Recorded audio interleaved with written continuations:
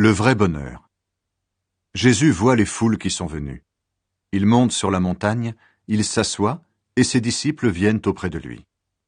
Jésus prend la parole, et il les enseigne en disant « Ils sont heureux, ceux qui ont un cœur de pauvre, parce que le royaume des cieux est à eux. Ils sont heureux, ceux qui pleurent, parce que Dieu les consolera. Ils sont heureux, ceux qui sont doux, parce qu'ils recevront la terre comme un don de Dieu.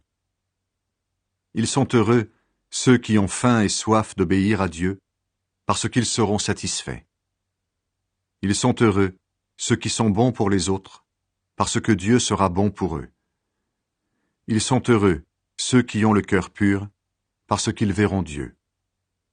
Ils sont heureux, ceux qui font la paix autour d'eux, parce que Dieu les appellera ses fils. Ils sont heureux, ceux qu'on fait souffrir parce qu'ils obéissent à Dieu. Oui, le royaume des cieux est à eux. Vous êtes heureux quand on vous insulte, quand on vous fait souffrir, quand on dit contre vous toutes sortes de mauvaises paroles et de mensonges à cause de moi. Soyez dans la joie, soyez heureux, parce que Dieu vous prépare une grande récompense. En effet, c'est ainsi qu'on a fait souffrir les prophètes qui ont vécu avant vous. Les disciples sont le sel de toute la terre et la lumière du monde. Vous êtes le sel de toute la terre. Mais quand le sel perd son goût, comment lui rendre son bon goût? Il ne sert plus à rien. On le jette dehors et les gens marchent dessus. Vous êtes la lumière du monde. Quand une ville est construite sur une montagne, elle ne peut pas être cachée. Et quand on allume une lampe, ce n'est pas pour la mettre sous un seau. Au contraire, on la met bien en haut et elle brille pour tous ceux qui sont dans la maison. De la même façon, votre lumière doit briller devant tout le monde. Alors les autres verront le bien que vous faites. Ils pourront chanter la gloire de votre Père qui est dans les cieux. Jésus est venu donner tout son sens à la loi. Ne pensez pas que je suis venu pour supprimer la loi de Moïse ou l'enseignement des prophètes. Je ne suis pas venu pour les supprimer, mais pour leur donner tout leur sens. Je vous le dis, c'est la vérité. Tant que le ciel et la terre dureront, on ne supprimera rien de la loi. On ne supprimera ni la plus petite lettre, ni le plus petit détail, et cela jusqu'à la fin du monde. Supposons ceci. Quelqu'un désobéit à un seul commandement, le plus petit de la loi, et il apprend aux autres à désobéir aussi. Eh bien, cette personne-là sera la plus petite dans le royaume des cieux. Mais si quelqu'un obéit à la loi et apprend aux autres à obéir aussi, cette personne-là sera importante dans le royaume des cieux. Oui, je vous le dis, obéissez à la loi mieux que les maîtres de la loi et que les pharisiens. Sinon, vous n'entrerez pas dans le royaume des cieux. Au sujet de la colère. Vous avez appris qu'on a dit à vos ancêtres, « Tu ne dois tuer personne. Celui qui tue quelqu'un, on l'amènera devant le juge. » Mais moi je vous dis, si quelqu'un se met en colère contre son frère ou sa sœur, on l'amènera devant le juge. Si quelqu'un dit à son frère ou à sa sœur, « Imbécile », on l'amènera devant le tribunal. Si quelqu'un insulte son frère ou sa sœur, cette personne mérite la terrible punition de Dieu. Donc supposons ceci. Tu viens présenter ton offrande à Dieu sur l'autel. À ce moment-là, tu te souviens que ton frère ou ta sœur a quelque chose contre toi. Alors, laisse ton offrande à cet endroit, devant l'autel, et va d'abord faire la paix avec ton frère ou ta sœur. Ensuite, reviens et présente ton offrande à Dieu. Quand tu es encore sur la route du tribunal avec ton adversaire, mets-toi vite d'accord avec lui. Sinon, il va te livrer au juge, le juge va te livrer à la police et on va te jeter en prison. Je te le dis, c'est la vérité. Tu ne sortiras pas de là si tu ne paies pas tout l'argent que tu dois. Au sujet de l'adultère. Vous avez appris qu'on a dit à nos ancêtres, « Ne commets pas d'adultère ».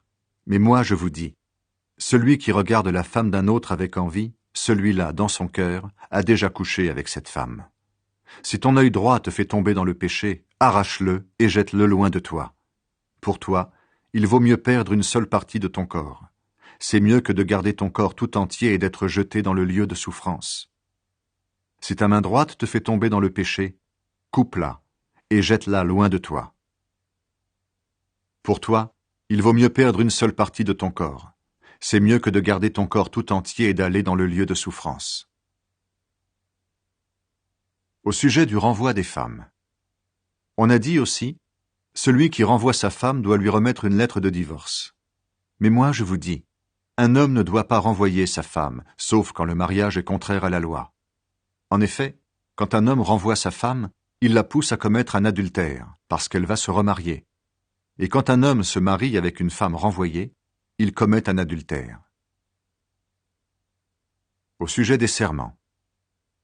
Vous avez appris aussi qu'on a dit à vos ancêtres, « Tu ne dois pas être infidèle à tes serments, mais tu dois faire tout ce que tu as juré devant le Seigneur. » Mais moi, je vous dis, ne faites pas du tout de serment. Ne jurez pas par le ciel, parce que c'est là que Dieu habite. Ne jurez pas par la terre, parce que c'est l'endroit où il pose ses pieds. Ne jurez pas par Jérusalem, parce que c'est la ville du grand roi. Et ne jure pas par ta tête, parce que tu ne peux pas rendre un seul cheveu de ta tête blanc ou noir. Dites simplement oui ou non. Ce qu'on dit en plus vient de l'esprit du mal. Au sujet de la vengeance. Vous avez appris qu'on a dit « œil pour œil et dent pour dent ». Mais moi je vous dis, si quelqu'un vous fait du mal, ne vous vengez pas. Au contraire, si quelqu'un te frappe sur la joue droite, tends lui aussi l'autre joue. Si quelqu'un veut te conduire au tribunal pour prendre ta chemise, laisse lui aussi ton vêtement. Si quelqu'un te force à faire 1 kilomètre à pied, fais-en 2 avec lui. Quand on te demande quelque chose, donne-le. Quand on veut t'emprunter quelque chose, ne tourne pas le dos.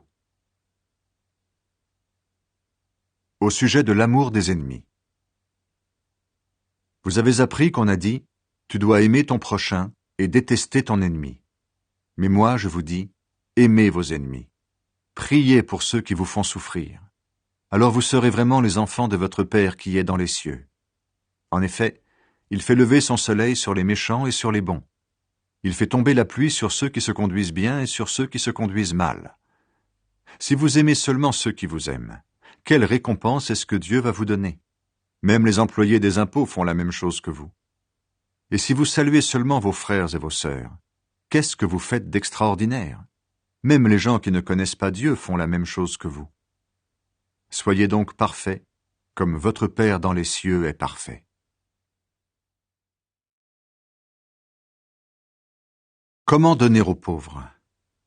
Attention, quand vous faites ce que la loi de Dieu demande, ne le faites pas devant tout le monde pour que les gens vous regardent.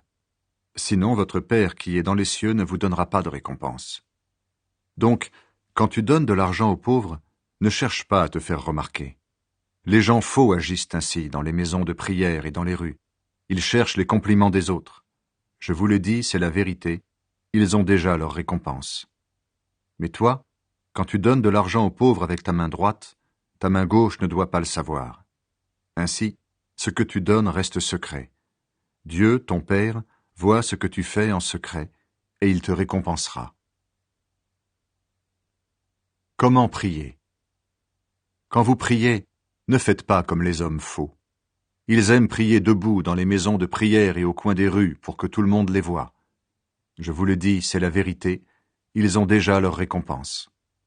Mais toi, quand tu veux prier, va dans la pièce la plus cachée de la maison.